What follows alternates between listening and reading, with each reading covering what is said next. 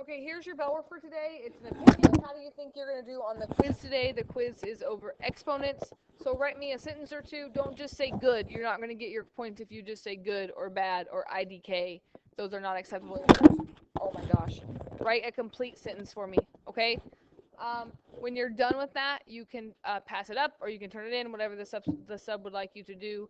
And then we're going to review for our quiz.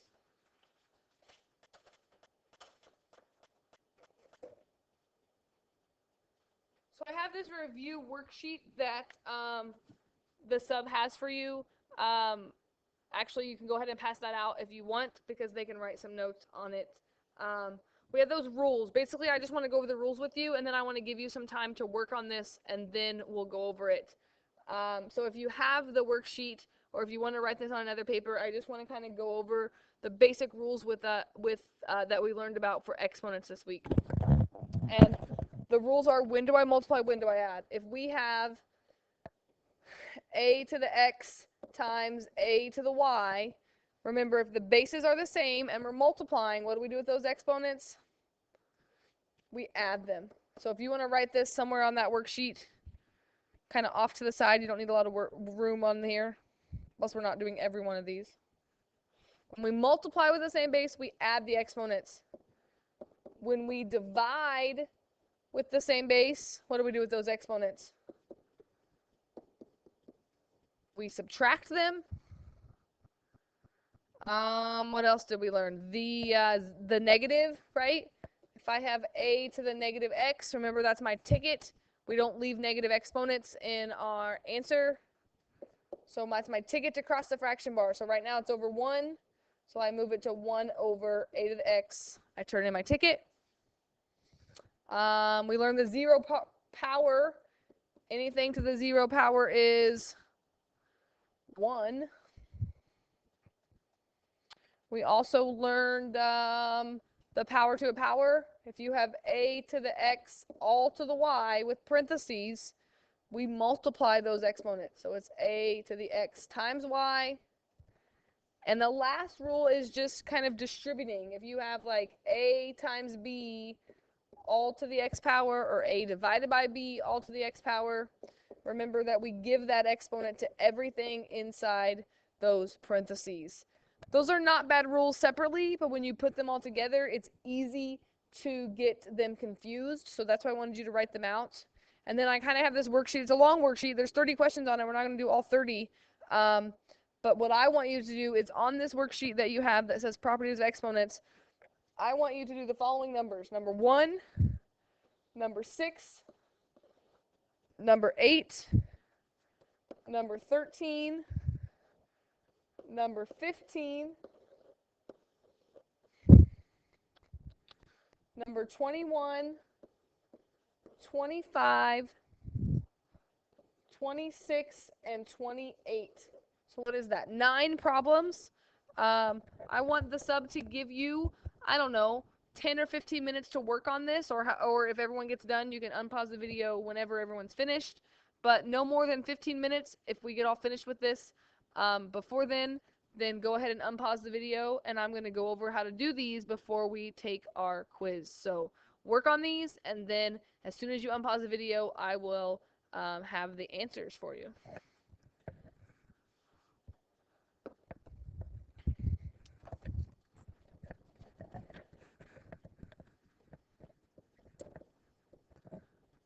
All right, so you're all finished. So I'm just going to kind of go through these just to remind you, when we're multiplying numbers, we still just multiply. 2 times 2 is 4. But when we're multiplying with the exponents into the second times into the third, remember, we're going to add those. So the answer to number 1 should be 4m to the 5th. Number 6.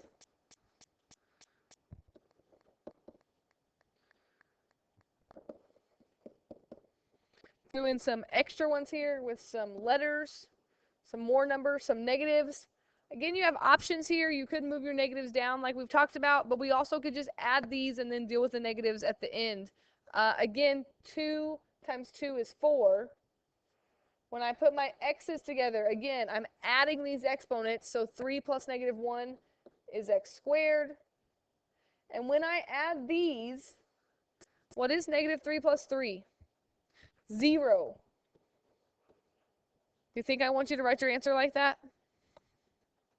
No, because we can simplify y to the 0. Y to the 0 is just 1. Anything to the 0 power is 1. So I'd probably take a half point off of that if that was on the quiz, if you left the y on there. What about number 8? 4v to the third times vu squared. There's no other number besides 4. If you wanted to think about their 1 being here, you could say 4 times 1, but it's just 4. Put like terms together. Remember, if there's no exponent, what exponent do we know is there? A 1. So v to the third times v to the first is v to the fourth. And again, there's no other u here, so all you got to do is bring it down, and you would leave that as 4 v to the fourth u squared. All right, those hopefully maybe weren't so bad, but now let's get into some trickier ones. So let's jump to 13.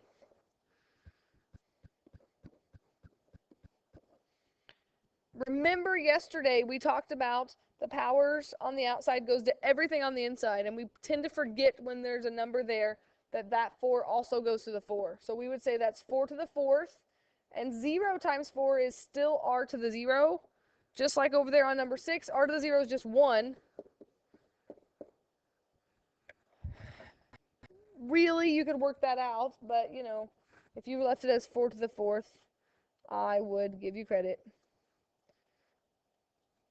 But 4 to the fourth is 256, so you could also write that as 256 if you wanted to. 15. Same idea, right? If you have that number on the outside, a lot of people forget. They just write it as 3k to the 16th. But you have to give that, right? There's a 1 on the 3 right now. So 1 times 4 is 3 to the fourth. And 4 times 4 is k to the 16th. And again, we could work that out. 3 to the fourth, I think, is 81. But I'll give you credit if you leave it like that. Just make sure you give it to everything.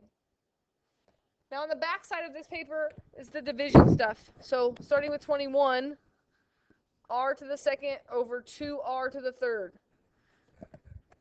We do okay with the letters, but we kind of forget with the numbers sometimes. Remember, there's like a 1 up here right now. A lot of people just bring that 2 up to the top, but it can't come up to the top. Like, it has to stay like that, which means I'm just going to write this as 1/2 right now. I can't do anything with it.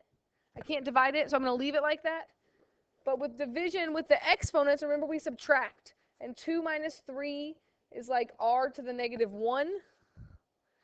Uh-oh, I don't want negative exponents, so I got to move it down so that 1 stays on the top. And I'm going to move that 2r to the bottom. And again, to the first power, you don't really need to write that. So I think that should be your answer.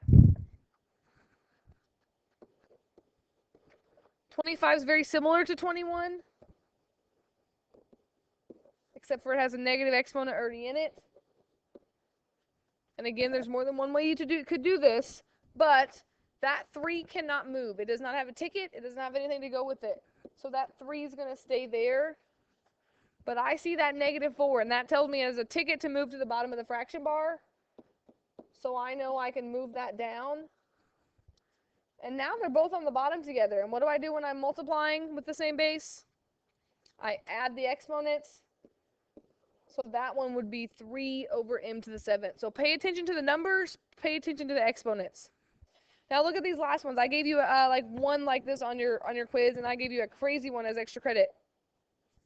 But let's look at those real quick.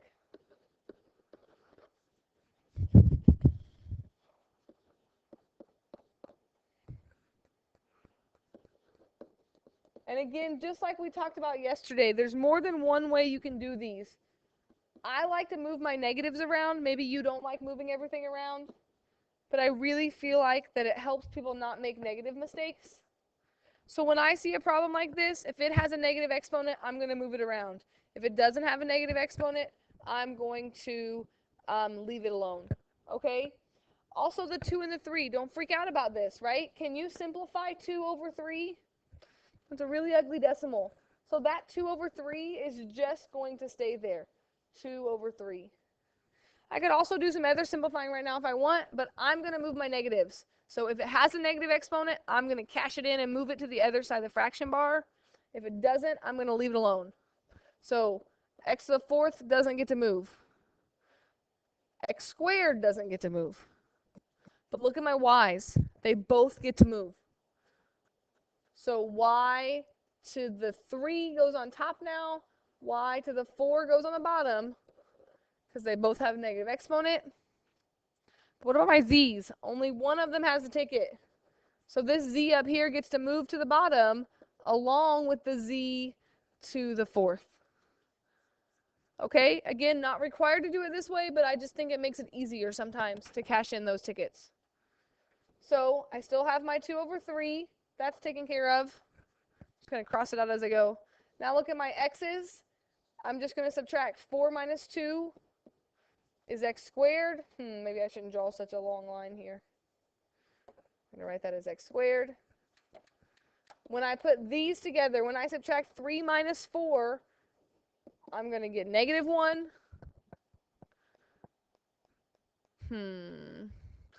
These are definitely in the bottom, right? So it's kind of a little tricky right now. Maybe I should leave that the way it was. Here, look. I'm going to draw this line here and say x squared. I'm going to go ahead and write this as y to the negative 1 because I just subtracted. If you recognize you can go ahead and move that to the bottom, then go ahead and do that. Since these are in the bottom, I'm going to add them together and leave it in the bottom because it's in the bottom already. This may be more like the one that I gave you extra credit than the one that you actually have to do. Is this my final answer? Who knows at this point, right? You've given up on me. I got one more step. I got to move that y to the bottom because it has a ticket. So I think that should be your final answer. Maybe you did it an easier way. Maybe I made that harder than it needed to be. But that should be your final answer. Let me do the other one at number 28. Let me do that the other way and see if I can make this make any more sense. Last one. Then you can take your quiz.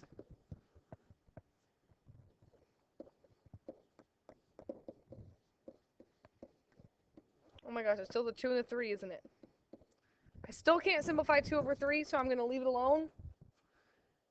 If you want to just subtract with your exponents the way they are, you can do that. If it doesn't have an exponent, remember there's a 1. So I have my 2 over 3. It's stuck there. There's no other h here. So it's the only h. It has to be an h. Look at my j's. You can put these together right now. You can subtract. Negative 3 minus 1 is going to be j to the negative 4. And with your k's, 4 minus 1 is k to the 3rd. So if that makes more sense to you than moving everything around and trying to figure out if it's on the top or the bottom, just subtract. It works. But again, I'm still not done, and I think I like to make it one big fraction and move everything to the top or the bottom. If it has a negative exponent, it goes in the bottom. So this j has to go to the bottom and turn its ticket in, but h and k get to stay at the top. All right? There's not that many, like 26 and 28 on your quiz. It's not a very long quiz, which means take your time on it. Don't rush through it. When you're done, turn it in the tray, and you need to be quiet until everyone's finished. And I will be back on Monday.